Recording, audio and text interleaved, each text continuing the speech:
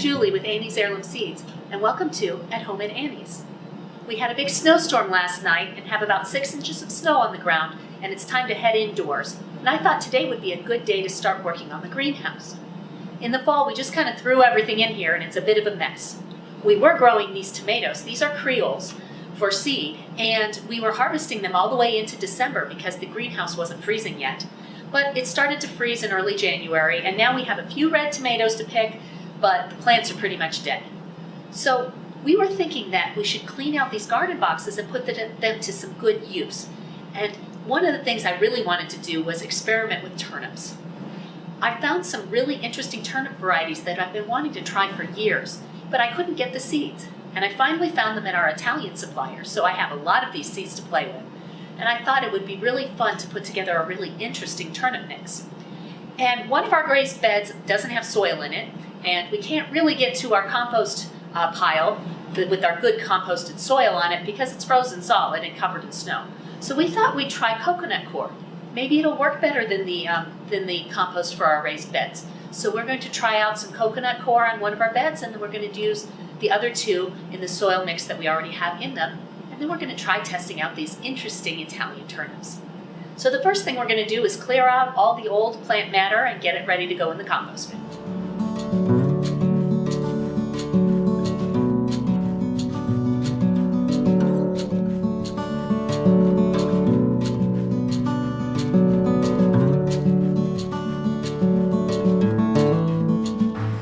Now we're going to start making the coconut coir.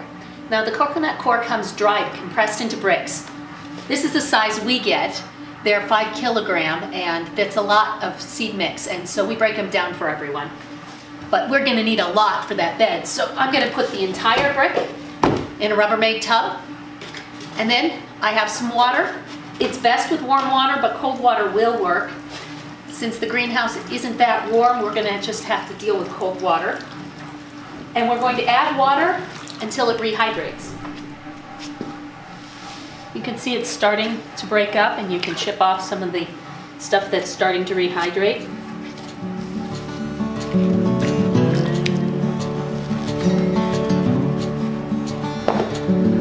Now I've mixed up a whole bunch of the coconut coir. You can see there's a few little dry chunks that I gotta kind of break up. So I want to lighten it up a bit with some perlite and some vermiculite.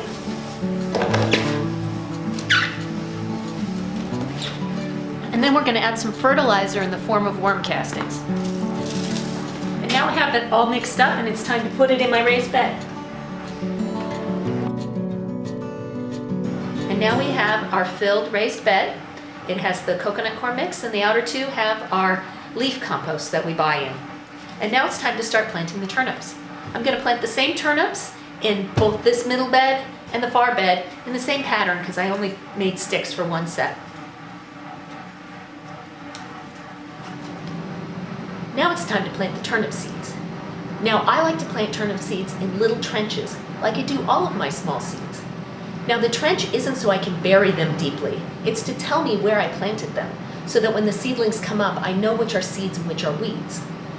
Now I like to sprinkle my seeds very lightly in the trench and then run my finger along the trench. That allows just a little bit of dirt to fall in over the seeds. The rule of thumb is to plant your seeds only as deep as the seed is big, and turnips are really tiny, so they really are planted on the surface with only a little bit of dirt on top of them. And there we have it. All of the turnips are planted, and we just need to give them a little bit of water and wait and see if we have enough sun this time of year for them to sprout and come up. And then hopefully we'll be able to put together a really interesting Annie's turnip mix.